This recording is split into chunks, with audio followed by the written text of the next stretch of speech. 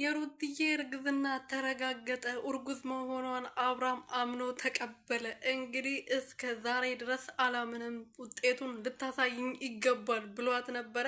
ሩትዬም ዛሬ ከኤፋ ጋር ሄዳ እንግዲህ ተመርምራ ወይኔ እናቴ የምርመራውን ውጤት አሳይታለች ማለት ነው። የኔ ጀግና ይመችሽ፣ አቦ ይመችሽ።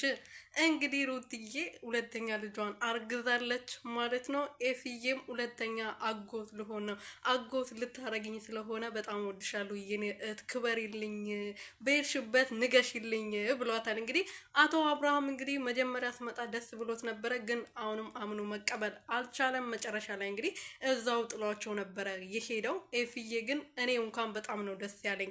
መጀመሪያም ሁለተኛ ልጅም እንደዚህ ስለወለደችለት በዚህ መከራ ውስጥ ሆና ሁለተኛ ልሰጠው ስለሆነ ከኔ በላይ ሊደሰት ይገባ ነበረ፣ ግን አምኖ እስከሚቀበል ድረስ እናሳምነዋለን ብለዋል። እንግዲህ የፋዬ ከሩትዬ ጎን ነው።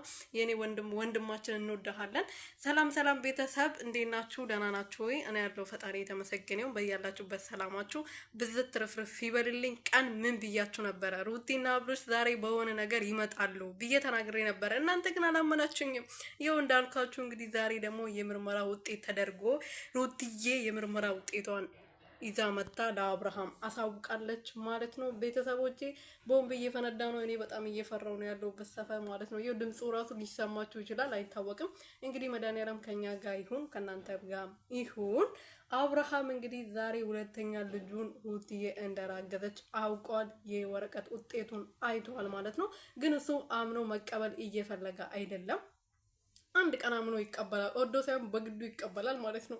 ከሩትዬ እኮ ነው ልጁ የተረገዘው። እንደ ከሄርሜላ መሰለው እንደ ከሄርሜላው እንኳን ቢሆን እምቢ ብትል እንቀበል ነበር። ከዚች የመሰለች ንግስት የሆነች ሴት፣ ጀግና ብርቱ የሆነች ሴት ልጅ ሁለተኛ ልጅ ማግኘት ማለት መታደል ነው፣ ከገባ ማለት ነው አብርሃም